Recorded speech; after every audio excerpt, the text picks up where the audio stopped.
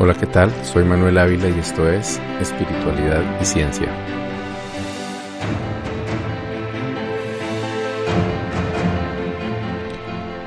El gran día llegó una semana después de mi difícil limpia de tabaco.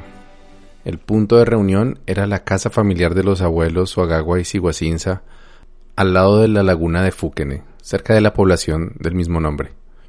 Aquella laguna, con forma de corazón, era el santuario sagrado para los muiscas, donde la tradición contaba que los chiquis, o sacerdotes, se sumergían para a través de ella viajar a otros lugares de la tierra y del cosmos. Llegué poco después del mediodía, junto con Leonardo Prieto, un agradable miembro de la comunidad que había hecho su rito de paso un año atrás y se encontraba a punto de convertirse en gobernador del Cabildo Indígena en formación, con quien llegamos a hacer una buena amistad. Llegamos un poco tarde, así que la hermana de los abuelos, quien se encontraba en la casa, nos indicó que el grupo estaba en la laguna haciendo un ritual. Leonardo sabía dónde debían estar los demás, ya que allá había empezado el rito de paso cuando él se postuló. En esta ocasión participaría como ayudante de los abuelos. Llegamos a una pequeña colina que quedaba al lado de la laguna. Ascendimos por unos 5 minutos y encontramos al abuelo Uagagua, sus ayudantes y los demás postulantes para el rito de paso. Allí el abuelo estaba a punto de empezar el ritual de la mortuoria, que según nos contó, consistía en realizar una ofrenda o pagamento a la laguna para que a través de ella nos conectáramos con las 3 madres que los muiscas reverencian en el proceso dual de vida y muerte. Nacemos de la madre física a través de sus aguas internas en el momento del alumbramiento. La madre muerte recibe a la abuela placenta que nos sostuvo durante nuestra gestación y nos entrega a la madre Ichaguaya o madre tierra, quien con sus aguas nos sostiene hasta que la madre muerte nos vuelve a recibir y nos entrega un nuevo nacimiento en los mundos superiores. Muerte y nacimiento como 2 caras de una misma moneda que transforma todo lo que es en lo que puede llegar a ser, en la danza infinita del cosmos. Dicen los muiscas que fue un ritual de mortuoria lo que el Maestro Jesucristo hizo en el huerto de Getsemaní poco antes de ser entregado a su pasión. Estas palabras, la entrega de cuarzos, conchas, algodones y otros elementos a la laguna, nos dispuso a todos los asistentes en un estado reflexivo y circunspecto, pero altamente reverencial. El abuelo respondió con sabiduría a las muchas preguntas de los asistentes y pude notar que más allá de cualquier interés personal en su labor política y organizacional, el abuelo Uagagua tenía una genuina motivación altruista y deseaba compartir un valioso conocimiento con quienes teníamos la suerte de pertenecer a su comunidad. Luego de terminar el trabajo de la mortuoria, descendimos de la colina y volvimos a la casa, donde la hermana de los abuelos nos recibió con un sabroso sancocho de gallina. No se podía comer carne roja por el trabajo que haríamos más tarde. El rato discurrió distendidamente y la camaradería relajó el nerviosismo que me causaba la expectativa. Luego todos procedimos a colaborar en los quehaceres de la casa y a sentarnos a charlar con el abuelo Uagagua y su esposa Yanguma. Poco antes del anochecer hizo su arribo el abuelo Nemequene, quien como siempre hizo gala de su ternura y aprecio para con su comunidad. La conversación, que inicialmente había sido sobre temas generales, poco a poco fue enfocándose en el ritual que estábamos por iniciar. Pero seguíamos sin entender bien de qué se trataba. El abuelo nos decía que venían pruebas difíciles, que no todos lograrían pasarlas, pero que siempre habría oportunidad para un nuevo intento.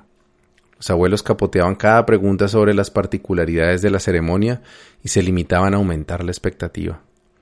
La medicina de tabaco empezó a circular entre los asistentes y poco a poco se fueron encendiendo los tabacos y a formar la nube de humo que solía acompañarnos en nuestros encuentros.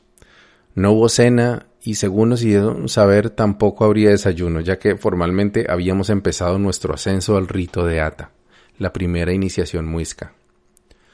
A eso de las 9 de la noche llegó el abuelo Siguacinza, quien había tenido contratiempos que le impidieron presentarse más temprano.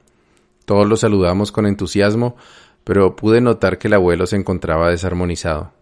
Escuchó nuestra conversación con impaciencia por unos minutos y luego tomó la palabra, que luego monopolizó por un par de horas.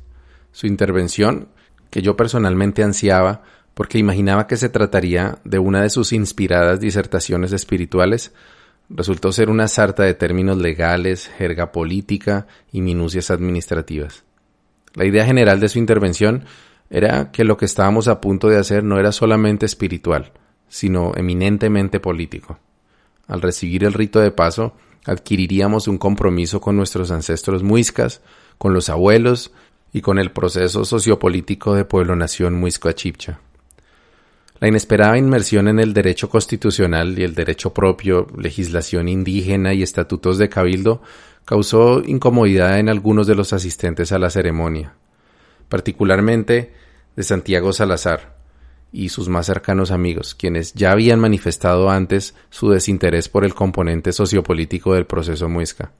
Santiago tomó la palabra para quejarse por lo que consideraba un desvío de lo fundamental que nos asistía en esa ocasión, y aprovechó para reclamar una visita que la comunidad había recibido por parte de un candidato al consejo de la ciudad, lo cual calificó de oportunista y desacertado. Esa intervención crispó un poco los ánimos del abuelo Siguacinza, mientras que su agagua se limitó a escuchar mientras trabajaba concentrado en su poporo, y tanto Yanguma como Nemequene parecían asentir ante los reclamos de Santiago.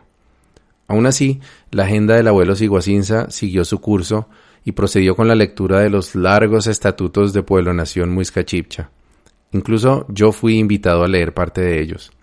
Mientras tanto, la abuela Yanguma fue pasando por entre los asistentes, administrando sus proverbiales insuflaciones de josca y luego dándonos a cada postulante una porción de tabaco dulce, de ese que mastican con frecuencia los vaqueros en el sur de Estados Unidos.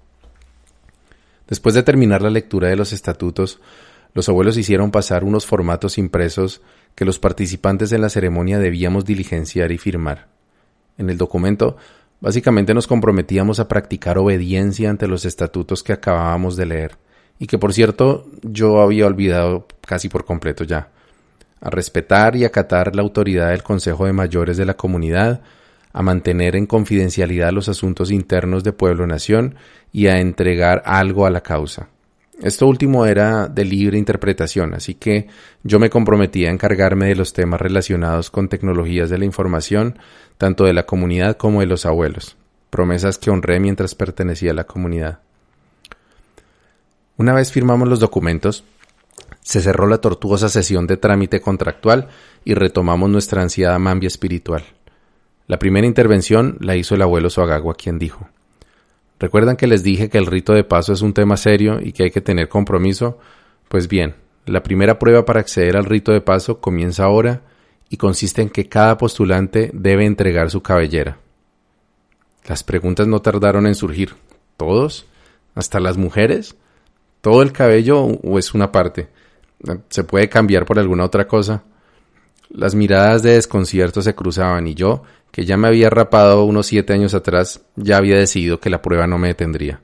Pero sentí pena por las 4 mujeres que estaban postuladas para recibir su iniciación, todas ellas con frondosas y bien cuidadas cabelleras. Algunas de ellas no pudieron contener las lágrimas, pero mientras los abuelos insistían en la importancia de la prueba, yo pensé que era curioso que varias de las hermanas y hermanos que habían hecho su rito de paso un año atrás lucían cabelleras que claramente habían tardado mucho más de un año en crecer. También era posible que la prueba fuera diferente para cada cohorte, pero aún así se me hacía poco probable que la abuela Yanguma fuera a permitir semejante oprobio contra sus mujeres. Máxime cuando ella misma había mencionado más de una vez la importancia de que las mujeres dejaran crecer su cabello largo y lo llevaran suelto. A pesar de las dudas y el miedo, todas las postulantes aceptaron pasar por la prueba, y ni qué decir de los postulantes, aunque algunos de ellos tenían ya una larga cabellera también. Los 3 abuelos se armaron de tijeras, se acercaron a los postulantes y uno a uno nos tomaron del cabello, nos dieron un par de tijeretazos en el aire y sacudieron la mano dándonos una pequeña mechoneada. Las valientes mujeres soltaron un suspiro de alivio y los hombres una risita nerviosa. Con lo anterior, terminó la primera prueba que teníamos que superar para recibir nuestro rito de paso. El rito de paso ata, que en lengua muisca significa primero. El abuelo Soagagua tomó la palabra nuevamente y comenzó a hablarnos de las siguientes pruebas. Esta vez no serían ellos quienes nos las impondrían, sino que tendríamos que enfrentarlas en los mundos internos. Cuando el abuelo dijo esto, mis ojos se abrieron y mi corazón latió con fuerza. ¿Quería esto decir que por fin empezaríamos a hacer trabajos espirituales en los mundos sutiles, tal como yo había escuchado tantas veces a los abuelos y a otros iniciados mencionar? ¿De qué se tratarían estas pruebas? El abuelo sacó de su mochila un par de hojas impresas donde se explicaban las pruebas que tendríamos que enfrentar. Les pidió a algunos de los presentes que ayudáramos leyéndolas en voz alta, y nuevamente tuve el honor de ser elegido para esa tarea. Yo leí la tercera de las 4 pruebas que el texto describía y que procedo a leer a continuación. En el viejo Egipto de los faraones, estas 4 pruebas se debían afrontar valerosamente en el mundo físico. Ahora el candidato debe pasar las 4 pruebas en los mundos suprasensibles. Prueba de fuego. Esta prueba es para probar la serenidad y dulzura del candidato. Los iracundos y coléricos fracasan en esta prueba inevitablemente. El candidato se ve perseguido, insultado, injuriado, etc. Muchos son los que reaccionan violentamente y regresan al cuerpo físico completamente fracasados. Los victoriosos son recibidos en el salón de los niños y agasajados con música deliciosa, la música de las esferas. Las llamas horrorizan a los débiles. Prueba de aire. Aquellos que se desesperan por la pérdida de algo o de alguien, aquellos que le temen a la pobreza, aquellos que no están dispuestos a perder lo más querido, fracasan en la prueba del aire. El candidato es lanzado al fondo del precipicio. El débil grita y vuelve al cuerpo físico horrorizado. Los victoriosos son recibidos en el salón de los niños con fiestas y agasajos. Prueba de agua. La gran prueba de agua es realmente terrible. El candidato es lanzado al océano y cree ahogarse. Aquellos que no saben adaptarse a todas las variadas condiciones sociales de la vida, aquellos que no saben vivir entre los pobres, aquellos que después de naufragar en el océano de la vida rechazan la lucha y prefieren morir, esos, los débiles, fracasan inevitablemente en la prueba de agua. Los victoriosos son recibidos en el salón de los niños con fiestas cósmicas. Prueba de tierra. Nosotros tenemos que aprender a sacar partido de las peores adversidades. Las peores adversidades nos brindan las mejores oportunidades. Debemos aprender a sonreír ante las adversidades. Esa es la ley. Aquellos que sucumben de dolor ante las adversidades de la existencia no pueden pasar victoriosos la prueba de tierra. El candidato en los mundos superiores se ve entre 2 enormes montañas que se cierran amenazadoras. Si el candidato grita horrorizado, regresa al cuerpo físico fracasado. Si es sereno, sale victorioso y es recibido en el salón de los niños con gran fiesta e inmensa alegría. Mi memoria no es prodigiosa y por lo tanto no es que haya memorizado las 2 cuartillas. Lo que sucede es que poco después de este rito de paso, empecé a adelantar la tarea que me había encomendado Santiago Salazar cuando acudí a la terapia en su acogedor consultorio. Leí el libro El misterio del áureo florecer de Samael Aún Weor, el cual encontré fascinante, y tal como Santiago me lo había recomendado, seguí después con El matrimonio perfecto, y en él, en la página 184, me encontré con las 4 pruebas de los elementos, además de 3 pruebas adicionales de guardianes del umbral y la descripción de las 9 iniciaciones de misterios menores y 5 iniciaciones de misterios mayores. Pero entonces, si este conocimiento hacía parte de las enseñanzas gnósticas de Samael Aún Weor, ¿por qué habían hecho parte de un ritual ancestral indígena? Esto es algo que tardé unos años más en develar y que compartiré más adelante en este podcast. Volviendo al rito de paso, todos nos quedamos mudos con la descripción de las pruebas. La verdad es que yo personalmente no entendía de qué iba la cosa, y a juzgar por las miradas de otros asistentes, la mayoría de ellos tampoco. Pregunté a los abuelos si esas pruebas serían en el mundo astral, y si tendría conciencia de ellas, y el abuelo Nemequene me respondió: «Tened vuestras lámparas encendidas y sed como el siervo que aguarda que su señor regrese a las bodas, para que cuando llegue y llame, le abren enseguida». Reconocí la cita bíblica y no solo me quedé sin entender en qué forma llegarían las pruebas, sino que ahora tenía también referencias religiosas dentro de mi ritual ancestral indígena. Ya eran cerca de las 2 de la mañana y yo estaba completamente embriagado de tabaco, pero fue el tabaco dulce que la abuela nos compartió lo que eventualmente se me hizo más difícil de soportar. Me levanté de mi silla y salí al patio trasero, donde vomité de forma intermitente entre sonoras arcadas. Luego sentí un irrefrenable e inexplicable impulso de llorar y lo dejé ser. Entonces un amigo de la comunidad salió a asistirme. Me acompañó y me animó con unas bellas palabras de consuelo, que infortunadamente no recuerdo ya. Volví a la congregación y ya todos estaban levantándose para dirigirse a sus sitios de descanso. En mi caso, sería una de las varias carpas que habíamos instalado en el antejardín de la casa. Me pareció afortunado que compartiría carpa con Santiago Salazar y el abuelo Nemequene. Me dispuse a tratar de conciliar el sueño, pero mi mente estaba fija en las 4 pruebas. Pensé que tal vez esa noche tendría sueños lúcidos y en ellos experimentaría lo narrado en la lectura. La perspectiva me emocionaba, sobre todo porque poco antes había tenido una bella experiencia de sueño lúcido en la que el espíritu de tabaco me había visitado, me había envuelto en hojas de tabaco y me había dicho que a partir de ese momento yo era tabaco y el tabaco era yo. De repente, mis cavilaciones se vieron interrumpidas por una prueba más terrenal. A pesar de haber pasado apenas unos 10 minutos acostado, el abuelo Nemequene había empezado a roncar con bastante fuerza, y yo, que siempre he sido de sueño liviano, sabía que hasta ahí había llegado mi empeño en conciliar el sueño. Poco después Santiago abandonó la carpa diciendo: «Uy no, aquí no se duerme ya, me voy a mambear con el abuelo Sigua más bien que debe estar poporeando». Su amigo Daniel, que también estaba en la misma carpa, lo siguió, y ahí me quedé yo sufriendo con mi desvelo, ya que yo seguía creyendo que tenía que dormir para pasar las pruebas de fuego, tierra y agua. A lo mejor la prueba de aire provenía ya de los pulmones de mi querido abuelo Nemequene. Yo esperaba a la diana a las 6 de la mañana, tal como lo habían anunciado los abuelos, pero si algo había aprendido ya en mi recorrido con la comunidad es que los muiscas son muy buenos para desvelarse, pero muy malos para madrugar. Así que el sonido de la caracola, o tata, como se le conoce en lengua muisca, apenas se hizo sentir a eso de las 8:30 de la mañana.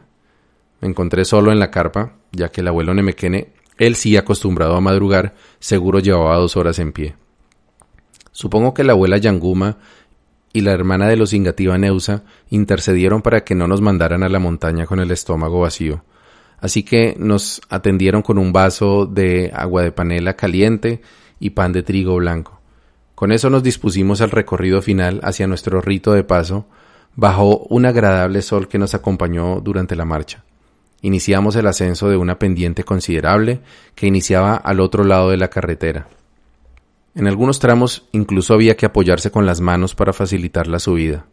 Por el camino, cómo no, recibimos nuestras dosis de josca y ambira mientras hacíamos cantos en muiscún y charlábamos animadamente. Una hora más tarde nos encontramos en nuestro destino, una desvencijada casona ubicada en un claro de la montaña, desde la que teníamos una buena vista de parte de la laguna. Los abuelos hicieron consulta, que era como llamaban al proceso de cerrar los ojos, invocar sus espíritus guía y pedir consejo para tomar alguna decisión. Cada uno hacía lo propio y luego compartían los resultados. Si la mayoría estaba de acuerdo, procedían en consecuencia. En esa ocasión, la decisión a tomar era el orden en que debíamos presentarnos al ritual. Yo estuve afortunadamente entre los primeros, justo después de un chico al que había visto pocas veces en las reuniones de la comunidad y que tenía algunas maneras afeminadas. Esto sería relevante más adelante. Una vez tomada la decisión, los ayudantes de los abuelos procedieron a cubrirnos los ojos con unas vendas que llevaban para tal fin. A partir de allí, los abuelos asignaron a César, uno de mis compañeros más cercanos en la comunidad, para que fuera mi guía durante el proceso. La abuela Yanguma anunció entonces que a partir de ese momento todos debíamos estar en perfecto silencio y que cualquier ruido o conversación podía descalificarnos del proceso. César guió mi mano derecha hasta su hombro izquierdo y me susurró al oído que lo siguiera. Empecé a caminar detrás de él y pronto noté que me estaba llevando en círculos, seguramente para desorientarme. En un par de ocasiones se detuvo y emprendió en sentido contrario hasta que llegamos a un punto en el que me dijo que debía sentarme y esperar. También me indicó que mi instrumento sería la tata, la caracola, y que cuando la escuchara debería dirigirme hacia ella sin retirarme la venda hasta que llegara al punto en el que encontrara quien la tocaba. Pasé en ese lugar probablemente una media hora, durante la cual no escuché más sonidos que los de las aves que me rodeaban por el lugar y eventualmente los discretos pasos de alguien que pasaba cerca de mí. El vendaje era tan firme que me encontraba en total oscuridad. Ni siquiera percibía el brillo del sol, que además noté que empezó a ocultarse entre las nubes, ya que dejé de sentir su tibia caricia en mi piel. La verdad es que la sensación de estar a oscuras en medio del bosque empezó a causarme cierto nivel de ansiedad. Algunas de las imágenes terroríficas del yagé llegaron a mi cabeza y se mezclaron con los recuerdos de la extraña charla jurídica del abuelo Siguacinza, el inesperado contrato de confidencialidad y la expectativa por las pruebas de los elementos, que por cierto no tenía ningún recuerdo de haber enfrentado durante los breves instantes durante los que había logrado conciliar el sueño. De pronto escuché el sonido de un tambor que empezó a redoblar. Ese sonido, que yo asociaba ya con el inicio del trabajo fuerte en el yagé, no hizo más que desmejorar mi estado de inquietud. Así que tuve que dedicarme a controlar mis pensamientos utilizando la técnica de respiración consciente que había aprendido con los ejercicios de la meditación vipassana. Luego de un rato, escuché gritos de insultos y burlas provenientes de los miembros antiguos de la comunidad. Supuse que se trataba de algún tipo de prueba del ego, o algo así. Así que hice lo posible por ignorarlos y seguí en mi tarea individual. Luego de un rato, escuché el sonido de una maraca desde algún punto distante del bosque, y poco después nuevamente los insultos y las burlas. En este caso, sin embargo, el proceso duró algo más del doble del primer candidato. Y luego supe que era el chico que mencioné anteriormente. Al parecer, los abuelos lo confrontaron con su supuesta homosexualidad, y estuvieron a punto de negarle el rito de paso. Eventualmente le permitieron completarlo, siempre y cuando hiciera algún compromiso que desconozco. A él solamente lo volví a ver una vez más en las reuniones de comunidad y nunca más. Finalmente, cuando ya llevaba yo más de 1 hora en tinieblas, escuché el sonido de la tata desde algún lugar del bosque.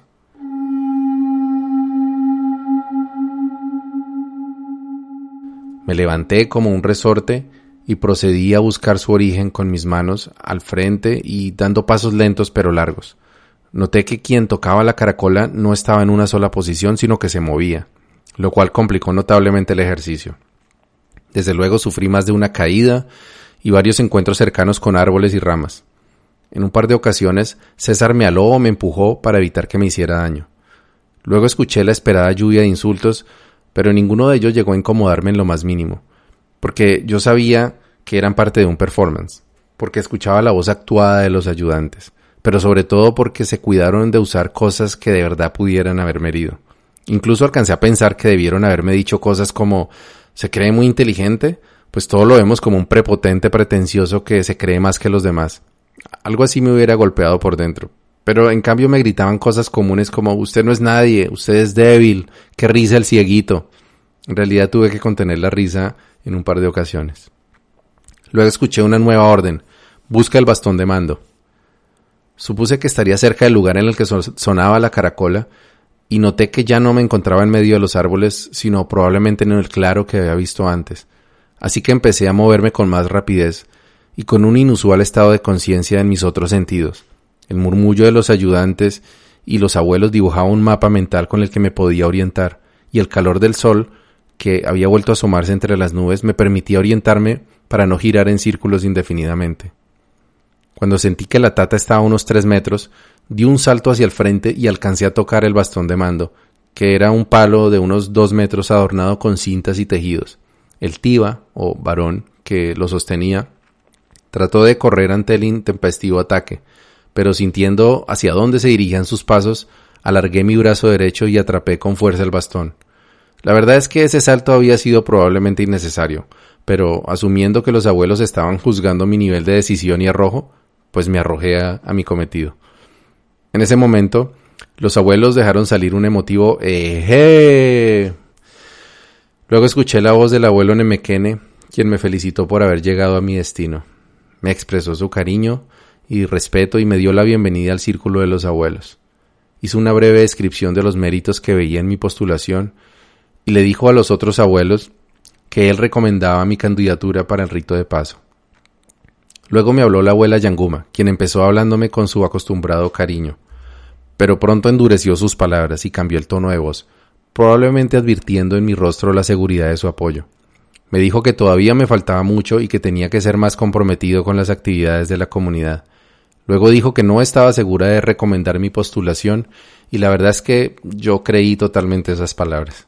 Luego dijo que ella no iba a hacer ninguna recomendación, que tenía que sentarse conmigo para revisar después, pero que iba a dejarle la decisión al mayor. Entonces habló el abuelo Suagagua, quien me dio la bienvenida nuevamente. Retomó tanto las palabras del abuelo Nemequene como las de la abuela Yanguma y me anunció que en su consulta espiritual yo tenía todos los méritos para recibir mi rito de paso. En ese momento se me aguaron mis apretados ojos y sentí mucha gratitud con ese hombre sabio. Luego me dijo que lo único que hacía falta para recibir mi unción era que realizara el juramento. A continuación me pidió que pusiera mi rodilla derecha sobre la yerba y que asiera el bastón de mando con mis 2 manos. Sentí que los 3 abuelos hicieron lo propio y el abuelo me dijo: ¿juras lealtad a la comunidad de Pueblo Mayor Muisca Chibcha, sus estatutos y sus normas? Sí, juro, dije con decisión. ¿Juras lealtad a la ley de origen y a las ordenanzas del territorio? Sí, juro, dije nuevamente con total convencimiento. ¿Juras lealtad a los abuelos del Consejo de Mayores, su palabra y sus enseñanzas? Entonces guardé silencio por breves segundos. La verdad, no esperaba ese juramento.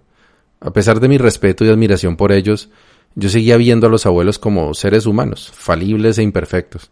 Jurar lealtad a ellos no estaba entre mis planes, pero también sabía que una respuesta negativa me descalificaría al instante. Me sentí incómodo y en cierto modo atrapado. Conocía el poder de la palabra y no quería tomar una decisión que luego tuviera que lamentar. Sin embargo, el tiempo también jugaba en mi contra, ya que incluso mi indecisión podía ser motivo de descalificación. Sentí un leve vacío en el estómago y dije: sí, juro. El abuelo Suagagua se acercó a mí, puso su mano sobre mi hombro izquierdo y dijo: si es así, que el Gran Espíritu y la Hichahuaya os lo premien, sino que él y ella os lo demanden. Luego me tomó del brazo y me ayudó a poner de pie. Me abrazó con aprecio, me ayudó a dar un giro de 180 grados y me retiró la venda de los ojos mientras decía: mi hermano, bienvenido a tu rito de paso. La luz del sol cegó mis ojos, tal como lo describió Platón en su narración de la caverna, al referirse a aquellos que vivían en tinieblas si llegaran a conocer la luz del día. Poco a poco las imágenes fueron poblando mi vista y me encontré de frente con una majestuosa vista de la laguna de Fúquene, sobre la cual brillaba con fuerza el reflejo del sol de la tarde. La imagen me conmovió al punto de las lágrimas. Verdaderamente sentí que había acabado de nacer. La inmensidad y la belleza de la madre Hichahuaya, madre tierra, me sobrecogieron hasta el alma, y la imagen de mis hermanos de comunidad vestidos de blanco, sonrientes y resplandecientes, se me hizo de una ternura indescriptible. En ese momento, la abuela Yanguma se paró frente a mí y me abrazó también con genuino cariño, y me felicitó por haber recibido mi iniciación. Luego me pidió que abriera la boca y me dijo: a partir de ahora debes cuidar tu palabra, solamente usarla para decir la verdad y no para chismes ni habladurías. Por eso debes pasar una prueba más, y es la prueba de la palabra picante. Entonces me embutió en la boca una cucharada rebosada de un polvo oscuro, que inmediatamente reconocí como ají chirca o ají silvestre, probablemente verde y molido. Parte del polvo se metió en mi garganta y parte subió por mi faringe, con lo cual me hallé en una inesperada sensación de ahogo mezclada con un intenso picor, que apenas logré sobrellevar luego de que emití un par de tosidas involuntarias. La abuela me dijo que tenía que aguantar hasta que ella me dijera, y a pesar de que el ardor era bastante intenso, de alguna manera me sentí lo suficientemente fuerte como para enfrentar la prueba. Me centré como de costumbre en detener mis pensamientos, enfocarme en el presente y controlar mi respiración. El ardor permaneció con la misma intensidad por varios minutos, al cabo de los cuales empezó a remitir lentamente. Unos 10 minutos después, una ayudante de la abuela llegó a mi encuentro y me dijo que ya podía escupir el ají, y que subiera que el mayor me estaba esperando. Volví donde se encontraban los abuelos esperando al siguiente candidato, y el abuelo Suagagua me dijo: ve a la cuca que está detrás de esos árboles, allá te está esperando el mayor. Cuca es la palabra muisca para cueva. Me dirigí donde me habían indicado y encontré al abuelo Siguacinza encaramado en una pequeña gruta que se encontraba a unos 6 metros de ascenso, en una pendiente que quedaba oculta detrás de los árboles. Al lado del abuelo, y también trabajando en su poporo, se encontraba mi amigo Santiago Salazar. Esa imagen de un nazareno y un abuelo que tenía el porte de un legendario samurái de cabello largo, me pareció impresionante. Subí la empinada pendiente ayudándome de mis manos y sobre mis rodillas y pronto me encontré arrodillado a los pies del mayor. Todo aquello, el ritual, el juramento, la visión de la laguna y estar ahí en presencia de esos dos seres que parecían de otro mundo, era algo totalmente surreal y en realidad intimidante. Siempre había cierta discusión entre los miembros de la comunidad sobre la jerarquía entre los abuelos. Algunos cercanos al abuelo Nemekene lo consideraban a él como el abuelo de mayor estatura espiritual. Sin embargo, la mayoría, incluido yo, pensábamos que la fuerza del movimiento estaba en los hombros de los hermanos Ingativa Neusa. Algunos se inclinaban por Suagagua y otros por Siguacinza. Pero a mí en ese momento me pareció claro que Siguacinza era el anciano mayor de Pueblo Muisca, quizás al nivel de los antiguos caciques de la región. Siguacinza levantó la mirada con cierto desdén y me empezó a hablar con el mismo tono y elocuencia que aquella noche en mi apartamento. Sin embargo, sus palabras me resultaron ominiosas. Me recordó la gravedad del juramento que había hecho y me pidió que le dijera si lo reconocía a él específicamente como mi mayor y mi autoridad. A diferencia de la primera vez que se me pidió jurar lealtad ese día, cuando Siguacinza me lo pidió, no contemplé ni siquiera la posibilidad de negar mi sumisión. En lo que a mí concernía, Siguacinza era la personificación de Dios en la tierra. Ni siquiera sentí miedo. Veía a Siguacinza como un hombre sabio y más que en ningún otro momento de mi rito de paso fue allí, de rodillas frente al mayor, que sentí que había llegado al lugar que me correspondía y que tanto había buscado desde aquella vez que desperté de entre demonios y sufrimiento gracias al sagrado Yahé. Lo que no sabía era que había firmado mi ingreso a un nuevo purgatorio, del que tardaría años en salir, con mucha sabiduría eso sí, pero no sin antes pagar por ello una buena cuota de sufrimiento y angustia. Mi camino apenas estaba por empezar. Buen camino y buena brisa.